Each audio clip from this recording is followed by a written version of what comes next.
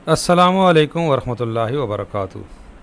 सरकारी मुलाजमीन के लिए वैसे तो बढ़िया खुशखबरी हैं कि बजट के अंदर जो है वो पे स्केल रिवाइज़ हुए हैं और अडाक ज़म हुए हैं। तमाम अडाक जो है वो देरीना मुतालबा था सरकारी मुलाजमीन का, अडाक ज़म हो गए हैं और उसकी पे स्लिप भी नहीं आ गई है। और जो एक नया अडाक रिलीफ भी दिया गया है, डिस्पेरिटी रिडक्शन अलाउंस भी दिया गया है, 2021 में भी दिया गया, 2022 में भी दिया गया। लेकिन अगर हम इसका डिटेल से मुताला करें तो हक़ाइक़ बड़े दिलचस्प और हैरान कुन हैं। एक साथी ने ये बड़े ज़बरदस्त हक़ाइक़ लिखे हैं और ये हकीकत में ऐसा ही है।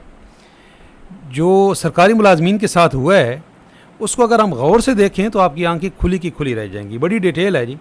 मज़दूर की कम से कम तनख्वाह 25,000 की गई है इस बजट में, जबकि ग्रेड 1 से लेके 4 तक, ग्रेड 1, 2, 3, 4 में भर्ती होने वाले सरकारी मुलाजिम की तनख्वाह अभी भी 25,000 से कम है। बिल्कुल ऐसा ही है। इनिशियल बेसिक जो है वो 25,000 से कम है और मज़दूर की तनख्वाह 25,000 है। अब वो ये कह रहे हैं कि अगर उस मुलाजिम ने घर में मज़दूर लगाए तो ख़ुद 25,000 नहीं कमाएगा, लेकिन मज़दूर को माहाना 25,000 लाजमी देना होंगे।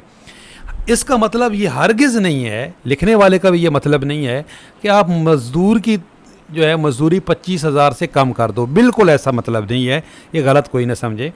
उनका मतलब 25,000 भी कम है मज़दूरी। 25,000 में से आजकल कोई घर चला के दिखाए, मज़दूर के साथ भी जाती है। 25,000 अभी भी कम है। बजट जो बिल आप कहा जाता है, जो खसूसन बिजली के बिल हैं, जो पेट्रोल की प्राइसेस हैं, उसके लिहाज से तो ये कुछ भी नहीं है। लेकिन अगर मवाजना एक सरकारी मुलाजिम के साथ किया जाए और जिसने बड़ी सिफारिशें लगवा के मेहनत करके टेस्ट पास करके वो सरकारी मुलाजिम हुआ, मुबारकबादें भी वसूल की, लेकिन उसकी महीने की तनख्वाह 25,000 से कम है और वो जो मजदूरी कर रहा है उसकी उससे ज़्यादा आप कह रहे हो कि उसको, हालांकि देता को बेचारे उसको भी 25,000 कोई नहीं है, लेकिन आपके मुताबिक उसको 25,000 दिए जाएं। और सरकारी मुलाजिम जिसको आपने तनख्वाह देनी है, जिसका एग्रीमेंट आपके साथ हुआ है, मज़दूर को मजदूरी तो अगले ने देनी है, उसकी जो मर्जी होगा देगा, लेकिन जिसके साथ आपका एग्रीमेंट हुआ है कि जी 25,000 जो सरकारी मुलाजिम आपने भर्ती किया उसको आप 25,000 से कम दे रहे हो और आप उस सरकारी मुलाजिम को मजबूर कर रहे हो को वो मज़दूर को मजदूरी 25,000 दे। ये भी बड़ा अजीब है। 40,000 से कम तनख्वाह लेने वाले गरीब को इनको 2,000 की सब्सिडी, लेकिन 50,000 माहाना तनख्वाह वाला अमीर इससे टैक्स की कटौती। 40,000 से कम वाले गरीब को, हाँ ये भी बड़ी ज़बरदस्त है। जो 40,000 से जिसकी कम तनख्वाह है उसको आप गरीब समझ रहे हो और उसको आप 2,000 रुपये सब्सिडी दे रहे हो कि वो गरीब है। और अगर उसकी तनख्वाह 50,000 हो जाती है तो वो अमीर हो गया और वो टैक्स भी देगा। ये भी बड़ी ज़बरदस्त अजीब है और जिन लोगों ने यह फ़ैसला किया है वो भी बड़ी ही ज़बरदस्त ज़ियानत भी है। और देखो कैलकुलेशन भी है कि अगर बंदे की तनख्वाह 40,000 रुपये है तो वो गरीब है, उसको उसका महीने का गुजारा नहीं होता, उसको 2,000 रुपये सब्सिडी दो, बिल्कुल देनी चाहिए। 40,000 से गुजारा नहीं होता, लेकिन यार 40,000 वाला गरीब है तो 50,000 लेने वाला अमीर कहाँ से हो गया? उसके ऊपर आपने टैक्स लगा दिया। ये भी बड़ी अजीब ही खेल है जी।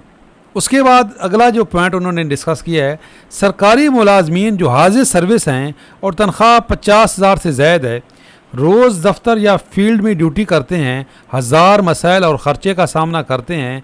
सर्विस के दौरान इन पर ख़ास स्लैब में टैक्स, जबकि हज़ारों ऐसे रिटायर्ड मुलाजमीन हैं जो घर में बैठे माहाना पेंशन लाखों में ले रहे हैं, लेकिन इन पर 1 रुपये भी टैक्स नहीं है। इसको भी बिल्कुल ये ना समझा जाए कि हम ये कह रहे हैं कि पेंशन के ऊपर टैक्स लगा दिया जाए। ये बिल्कुल ना मेरा मतलब है, ना ये जो लिखने वाला उसका मतलब है।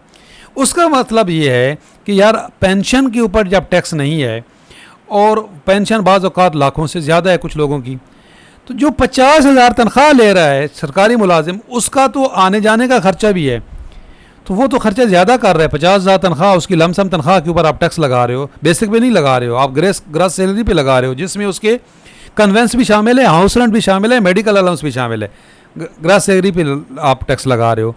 तो वो जो है वो तो खर्चा भी कर रहा है और जो घर में पेंशनर बैठा है उसका तो कोई खर्चा नहीं हो रहा, उसमें टैक्स नहीं है। और जो 50,000 सैलरी है जिसकी, उसके ऊपर टैक्स है। ये भी मैं दोबारा रिपीट कर रहा हूँ कि हरगिज़ ये मतलब नहीं है कि पेंशन पे टैक्स लगा दिया जाए, हमेशा उल्ट बात समझी जाती है, इसलिए मैं इसको क्लैरिफाई कर रहा हूँ।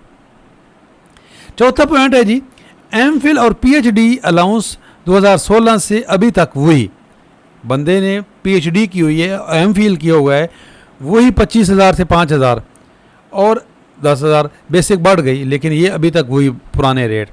अब ये बताएं कि पे स्केल रिवाइज हुए, बेसिक बढ़ गई है, पैसे बेसिक बढ़ गई है, और जब बेसिक बढ़ती है और आपका जो डॉलर है वो ऊपर जाता है तो पैसा डिवैल्यू हो जाता है। अब 2,500 रुपये या 5,000 की वैल्यू क्या रह गई है कि आप एक एमफिल को और पीएचडी को आप अलाउंस दे रहे हो 2,500 रुपये और 5,000 रुपये, ये भी बिल्कुल अनफेयर है। हाउस रेंट बड़ी, ये जो सबसे अहम पॉइंट है जो हर सरकारी मुलाजिम जिससे उसको जिसका कंसर्न है, इससे हाउस रेंट 45% बेसिक पे, लेकिन अक्सरियत मुलाजमीन को 20 से भी कम पर मिलता है। जो हाउस रेंट का रूल है, जो रेगुलेशन है, वो ये है कि जी आपकी जो बेसिक पे है उसका आपको 45% आपका हाउस रेंट होगा, लेकिन अभी भी ये 20% से कम है। ये कम किस तरह होता गया है, जिस तरह अभी भी पे स्केल रिवाइज हुए हैं तो इन्होंने बाकी जो हैं अलाउंसेस उनको फ्रीज़ किया हुआ है, अलाउंसेस फ्रीज़ हैं। अब बेसिक बढ़ेगी, हालांकि ऑटो पे बेसिक बढ़नी थी तो ये हाउस रेंट भी बढ़ना था, लेकिन ये नहीं बढ़ रहा, ये 20 से भी कम है, जबकि इसका रूल ये है हाउस रेंट का कि ये बेसिक का 20% होना, 45% होना चाहिए।